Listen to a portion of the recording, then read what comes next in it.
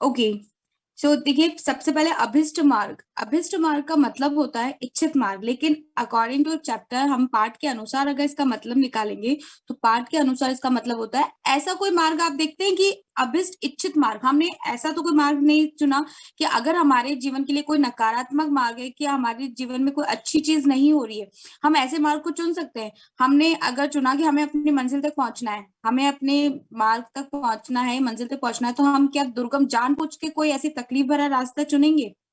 नहीं चुनते हैं। इच्छित मार्ग का मतलब ये नहीं है कि हम जानबूझ के ऐसी कोई चीज करें। हम ये नहीं कह सकते कि हमारी इच्छा थी इसलिए हमने ये मार्ग चुना। इच्छित मार्ग से मतलब यहाँ इस पाठ के अनुसार ये है, एकता, मानव युक्त, परोपकार की भावना से युक्त, दया की भावना से युक्त, ये जो मार्ग होते हैं ये इच्छित मार्ग कहलाते हैं। अकॉर्डिंग टू पाठ में अभिष्ट मार्ग का कवि ने मतलब लिया है मानव की एकता से संबंधित मार्ग, परोपकार से संबंधित मार्ग, जिसमें दया, करुणा ऐसी चीजें होती है, वो क्या हो, अभिष्ट मार्ग में काउंट होता है। तो इच्छित मार्ग उसको कहा गया है। अब देखिए, कवि मनुष्य को संबोधित करते हुए कहते हैं कि अपने इच्छित मार्ग में खेलते हुए प्रसन्नता पूर्वक चलो।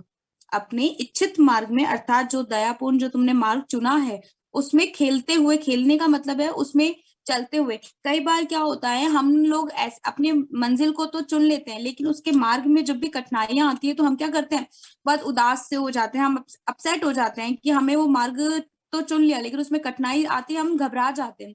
लेकिन वो यहाँ कहना चाह रहे हैं, हंसते खेलते हुए तुम्हें आगे बढ़ना है। चाहे कितनी भी तुम्हारी कठिनाइयां आ जाए तुम्हारे मार्ग में, तुम्हें घबराना नहीं है। खेलते हुए उस मंजिल तक पहुंचने के लिए तुम्हें प्रयास करने हैं।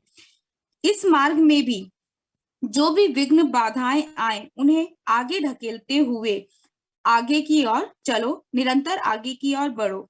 घटे ना हेल मेल, हाँ बढ़े ना भिन्नता कभी। अर्थात हमारा आपसी हेल मेल, उस मार्ग में आगे बढ़ते हुए हमारा आपसी जो हेल मेल है वो कभी घटना नहीं चाहिए।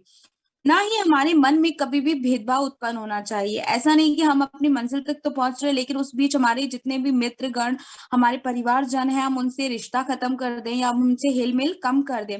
उस मार्ग तक पहुंचने में हम सभी को, सभी जो हमारे शुभ चिंतक है, उन सभी को हमारे साथ में लेकर हमें निरंतर आगे बढ़ना चाहिए।